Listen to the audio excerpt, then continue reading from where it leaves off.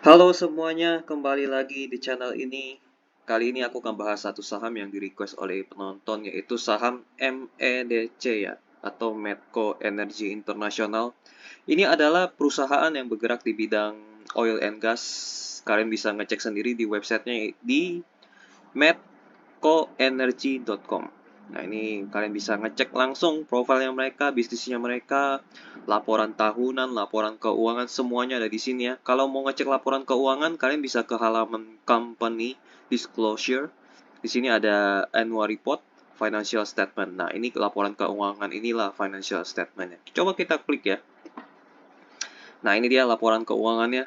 Yang paling terakhir, kuartal 4 2022. Kuartal 1 2023 mereka belum publish ya. Entah kenapa mereka belum publish. Biasanya yang belum publish atau terlambat publish, kuartal satunya jelek. Biasanya ya, biasanya. Tapi kita nggak tahu. By the way, kalau mau ngecek lebih detail lagi, langsung aja cek ke websitenya sendiri ya. Kalau aku bahas di sini, ini bakal panjang sekali, jadi aku akan hemat waktu di sini. Langsung kunjungin aja websitenya di medcoenergy.com. Oke, kita lihat profil singkat mereka di halaman websitenya idx.co.id. Nah, ini nama perusahaannya Medco Energy International, kodenya MEDC, dan mereka listing di tahun 94 ya. Nah, ini crude, petroleum, dan natural gas production, minyak dan gas lah ya. Nah, ini jajaran direksi dan komisaris, kalian wajib cari tahu latar belakangnya mereka di Google Search ya. Ketik aja nama mereka, spasi kasus atau skandal ya. Kalau ada, berarti harus hati-hati. Kalau misalnya tidak ada, artinya aman.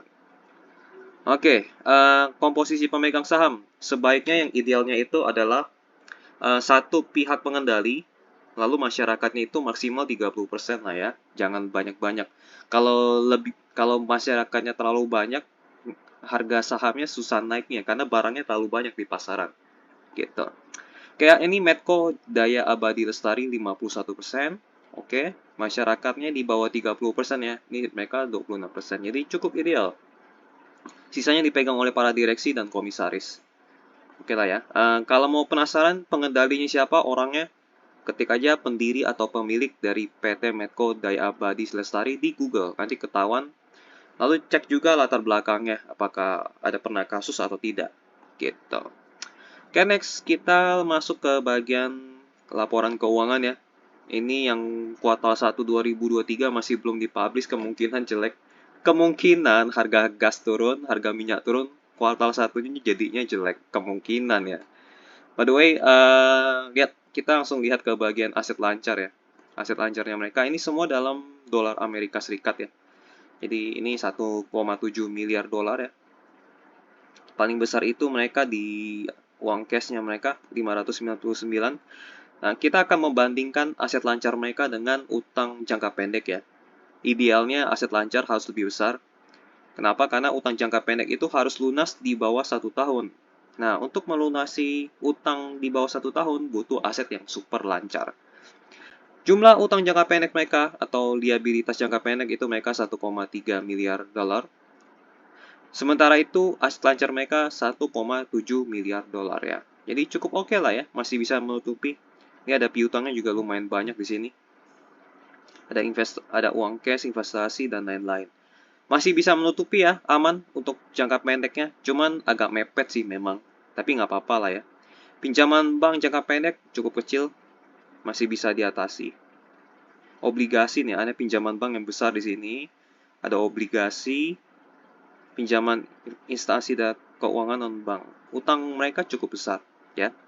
Oke, kita lihat perbandingan permodalan dari modal utang dengan modal investor ya. Idealnya ekuitas harus lebih besar. Kenapa? Karena kalau misalnya perusahaan mendapatkan keuntungan, kalau ekuitasnya lebih besar, itu artinya investor dapat lebih banyak. Tapi kalau misalnya liabilitas atau modal utangnya lebih besar, investornya dapat sedikit. Si pemberi pinjaman yang dapat lebih banyak. Karena harus bayar utang duluan. Oke ya, ekuitasnya mereka 1,7 miliar dolar ya. Lalu di liabilitasnya 5,1 miliar dolar. Jadi ini kurang ideal ya. Jadi kalau perusahaan ini dapat keuntungan, mereka akan lebih banyak untuk membayar hutang dibanding menjadi milik investor. Jadi ini kurang menarik sih kalau kayak gini. Ini Ini kalau aku posisinya begini, aku udah pasti nggak pegang saham ini. Kalaupun pegang ya mungkin itu dari sisa atau remah kalau aku pegang ya, jadi porsinya sangat kecil kalau aku pegang. Kenapa? Karena kalau perusahaan dapat untung ya kebanyakan mereka bayar utang, bukan masuk ke ekuitas itu sangat kecil gitu. Oke, resiko mereka pun juga tinggi sebenarnya karena utangnya cukup besar. Kita masuk ke laporan laba rugi ya. Kita lihat total pendapatan mereka naik ya dari 1,2 miliar naik ke 2,3 miliar. Ini diuntungkan karena mereka jualan komoditas. Komoditas kan harganya naik turun kan. Di 2022 kemarin harga minyak dan gas itu naiknya lumayan banyak. Tapi di 2023 ini kuartal satunya itu lumayan turun ya. Jadi kenapa mereka masih belum publish? Kemungkinan karena ada penurunan omset. Tapi itu cuma tebakan, siapa tahu aku salah ya. Gitu. By the way, ini diuntungkan karena kenaikan harga komoditas saja. Laba kotornya naik, laba tahun berjalan atau laba bersih. Nah, ini mereka naik lumayan banyak dari 62 juta naik ke 551 juta. Ini laba bersih yang sangat gemuk ya, apalagi ini dalam satuan dolar ya, dolar Amerika Serikat. Oke, secara kinerja tahun 2022 mereka sangat oke. Kita masuk ke bagian arus kas. Apakah positif? Tentu saja positif ya harusnya ya sesuai dugaan. Di tahun 2021 positif 430 juta. Di tahun 2022 positif 1 miliar dolar. Wah, ini enak banget ini. Secara keseluruhan perusahaan ini bagus ya dari sisi laporan laba rugi. Namun dari sisi permodalan utang mereka sangat besar dan mereka ada resiko ya kalau misalnya terjadi apa-apa. Oke, ini kinerja tahunan mereka ya. Ini aku ambil dari websitenya mereka. Jadi lengkap banget dari tahun 2000 ya. Jadi aku catat sampai tahun 2023. Kita lihat dari sisi ekuitas mereka selalu meningkat. Dari yang tahun 2000 ekuitas mereka hanya sebesar 391 juta dolar. Lalu naik ke 2022 itu 1,7 miliar dolar. Naik, cuman naiknya pelan ya, naiknya pelan. Ini omset mereka juga naik ya, tapi naik turun sih sebenarnya omset mereka. Di tahun 2022 mereka panen karena kenaikan harga komoditas terutama minyak dan gas ya. Nah, ini mereka naik turun sebenarnya. Lalu cetak lagi di ketinggian ya, lumayan di tahun 2018 sampai 2021 mereka naik lagi harga komoditasnya. Entah harga komoditasnya naik atau produksi yang dinaikin ya. Jadi ada dua hal. Kenapa omset bisa naik? Karena ada antara harga jual yang dinaikin atau volume produksinya yang dibanyakin. Oke ya. Dari laba bersih ini menarik ya. Di tahun 2018 sampai 2020 mereka mengalami kerugian. Padahal omset mereka naik ya. Sebelumnya omset mereka yang di bawah 1 miliar positif-positif aja.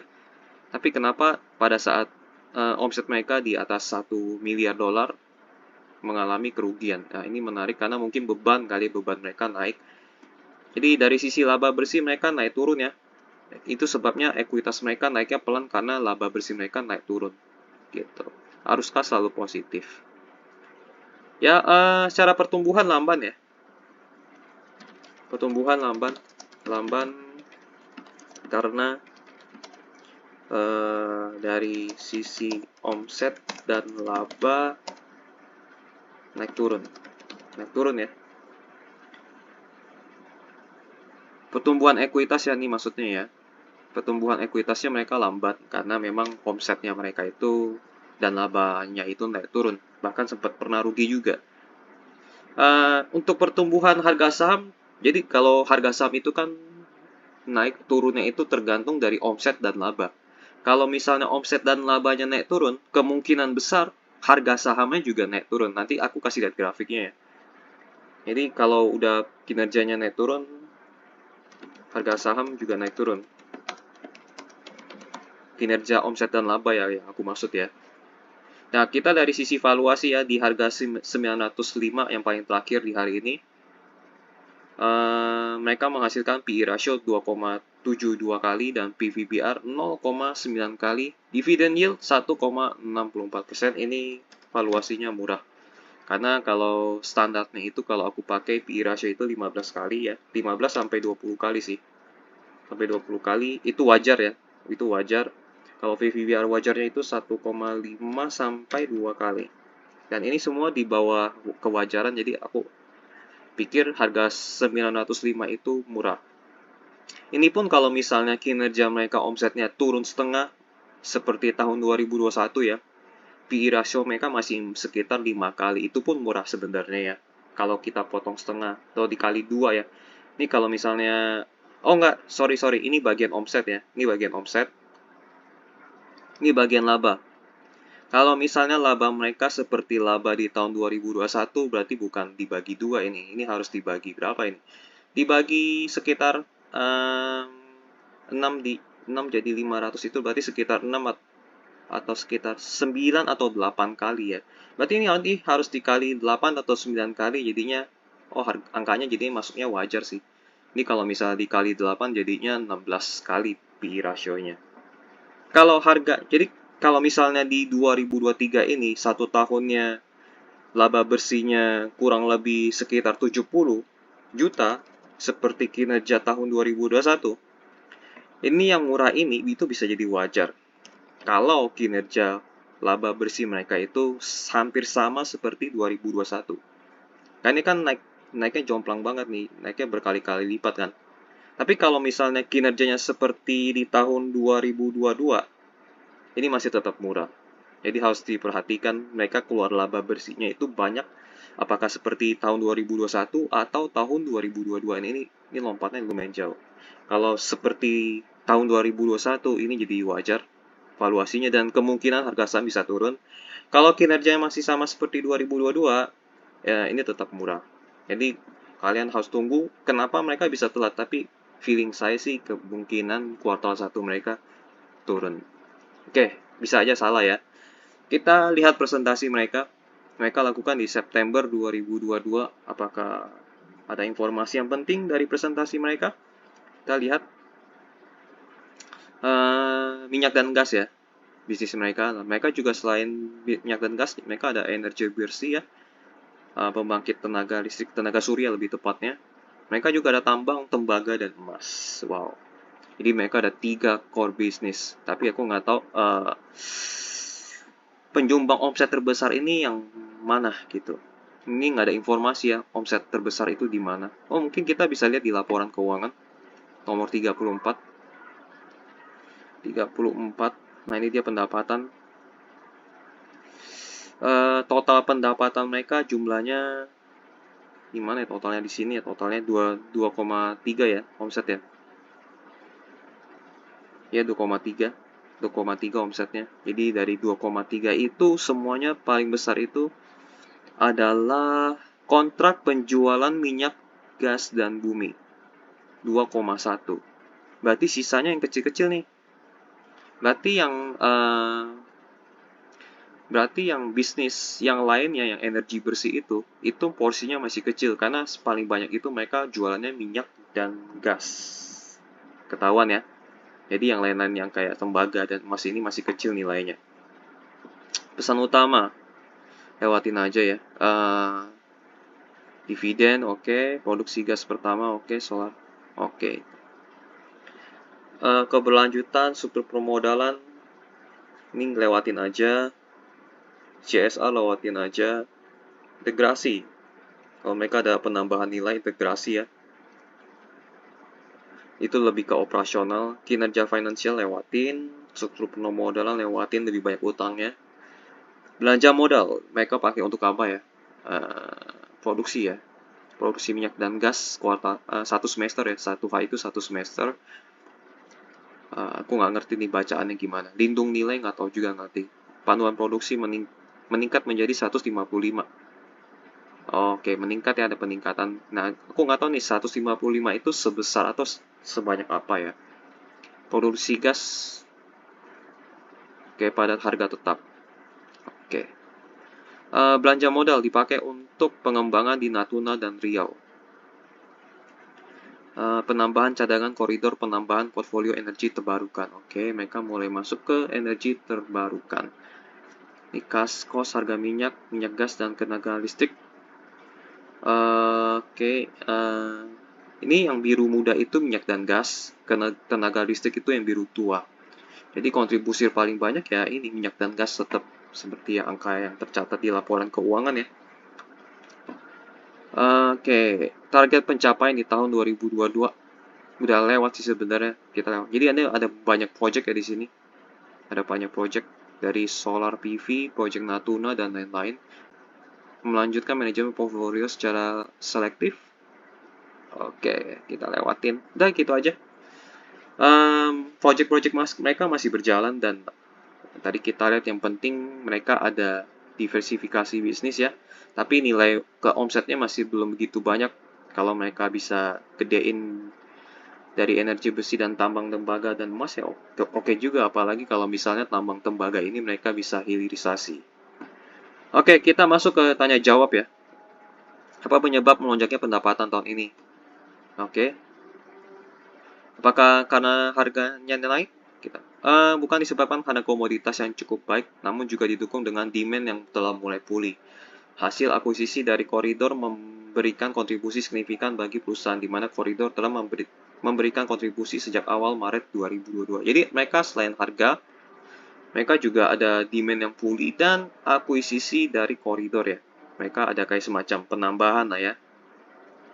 Akuisisi artinya mengambil ahli dari pihak lain ya. Estimasi semester 2 atau 1 tahun, apakah lebih tinggi? Tentu saja sudah terlihat ya, lewatin aja. Project Solar PV 50 MW ya, di Bali apakah berjalan di kuartal 4? Kami targetkan final investment decision pada kuartal 4 2022 dengan target dapat beroperasi pada akhir tahun 2024. Masih lama, jadi belum bisa berharap ya. Oh, mungkin karena kenapa di sininya belum kelihatan, karena memang belum beroperasi ya. Berapa agresif Medco dalam eksplorasi di bagian hulu untuk mencapai target produksi di 2023 sampai 30? Jawaban yang disampaikan oleh Amri Syahaan ada sebagai berikut. Kegiatan eksplorasi perusahaan berfokus pada peluang eksplorasi yang berada dekat dengan fasilitas infrastruktur produksi, sehingga lebih cepat untuk dimonetisasi. Oke, ini oke juga. Efisiensi jadinya yang jatuhnya. Mengambil alih 35% dari hak partisipasi milik Shell di blok Masela. Bagaimana pengembangannya? Mengapa Shell tidak tertarik dan mengapa MEDC tertarik? Potensi akuisisi akan dikaji secara menyeluruh dari semua sisi, jadi belum pasti ya, khususnya untuk mengenai keekonomian dan lain-lain. Oke, itu aja. Ini belum pasti. Informasi yang paling penting ini, mereka telah akuisisi koridor ya, maksudnya koridor juga aku nggak ngerti, tapi intinya mereka telah mengakuisisi koridor sehingga kontribusi omsetnya naik hampir 2 kali lipat. Nah, mungkin kalian bisa cari tahu sendiri di Google, akuisisi koridor dari MEDC itu apakah membeli sesuatu, apa membeli kilang minyaknya, apa membeli perusahaan minyak, kita kurang tahu juga ya. Tinggal dicari aja nih, atau mungkin teman-teman yang nonton tahu maksudnya apa, boleh ketik aja di sini. Oke, kita lihat ke bagian, aku akan balik ke sini ya. Jadi kalau misalnya memang ini karena hasil akuisisi, ya berarti kemungkinan besar omset di tahun 2023 itu nggak akan jauh dari 2022. Dan laba bersihnya juga sama, nggak akan jauh dari 2022. Kalau memang karena koridornya tadi. Jadi ini akan tetap murah. Kalau misalnya laba bersihnya itu memang kurang lebih sekitar 500 juta US dollar ya. Ini pasti murah. Ya, tinggal ditunggu aja sih kuartal satunya kapan mereka akan publish. Kita akan lihat historical harga saham mereka ya. Ini historical harga saham mereka. Kita lihat maksimalnya. Ini harga saham dari tahun 2023. Tahun 2003 ya. Mereka sempat di harga 4.000. Lalu turun ke 900. Ini karena stock split atau apa nih? Apa red issue atau apa? Nggak ada berita sih. Kemungkinan stock split ya. Kemungkinan. Jadi kita lewatin aja yang harga saham yang tinggi-tinggi ini. 5 tahun belakangan ya. Kalau dari sisi 5 tahunan ya, harga saham mereka di harga saham yang sebelumnya itu udah lewat jauh ya sebenarnya. Kalau yang 1 tahunan ya di harga tertinggi sebenarnya mereka ya. Kalau misalnya 1 tahunan, mereka lagi downtrend ya. Kalau misalnya 5 tahunan, mereka juga seakan-akan downtrend. Ini balik lagi, kapan kuartal satunya akan dipublish ya, itu kunci. Bukan kunci sih, lebih tepatnya itu seperti kepastian apakah dia akan naik apa turun. Kalau misalnya hasilnya bagus, 500 juta juga, kalau laba bersihnya 500 juta juga, ini pasti terbang lagi nih. Karena valuasi mereka murah, cuman PE ratio cuma 2 kali. Dapat 500 juta US dollar itu, ini pasti terbang lagi ke 1.300 atau 1.400. Tapi kalau misalnya di bawah atau mirip, omsetnya mirip yang 2021, ya udah pasti terjun payung sih itu. Terjun ke bawah ya lebih tepatnya. Nah ini sih tinggal ditunggu aja. Jadi kita lupakan pergerakan harga sahamnya, tinggal tunggu laporan keuangan kuartal satunya dipublish. Ya, oke. Ini mereka rajin bagi dividen, tapi yieldnya itu bervariasi. Ada yang pernah 0%, 0, sekian persen, pernah 6%, pernah 3%, pernah 4%, pernah 1%. Ini tergantung dari laba bersih yang mereka hasilkan ya. Kalau mereka hasilnya rugi, mereka nggak bagi. Mungkin baginya lebih sedikit. Kalau mereka laba bersihnya banyak, mungkin mereka dividennya lebih banyak. Jadi ini tergantung dari laba bersih. Kalau dividen ya, mereka rajin banget ya. Ini berita tentang Medco ya. 5 bulan yang lalu. Di kontan.co.id kalian bisa cari sendiri, ketik aja nama perusahaan atau kode saham. Tapi kalau untuk MEDC ini, kalau ketik kodenya aja, jadi keluarnya berita yang aneh-aneh. Jadi daripada keluar berita yang aneh-aneh, aku langsung ketik nama perusahaan mereka, keluar juga ya, yang lebih bener ya. Tancap gas di segmen migas. Laba kuartal 3 ini berita yang udah lama banget sih sebenarnya. Nggak ada yang baru. Nanti kalian baca-baca sendiri lah ya. Kesimpulan. Oke, prospek mereka cerah ya sebenarnya. Mereka ada bisnis baru, cerah di bidang tenaga listrik ya. Soal tambang, karena itu sifatnya naik turun, agak sulit untuk dibilang cerah. Tapi mereka cerahnya di bidang tenaga listrik. Sisanya tidak ya. Yang lainnya ya, yang lainnya mengikuti ya, mengikuti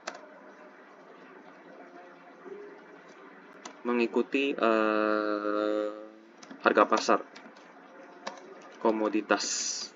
Jadi kalau dibilang cerah banget enggak, dan kontribusi tenaga listrik pun masih kecil ya. Jadi ini kalau untuk berkembang ya naik turun sih sebenarnya. Jadi kalau dibilang cerah enggak cerah, tapi kalau mau fokus ke tenaga listrik itu cerah. Secara keuangan resiko cukup besar ya.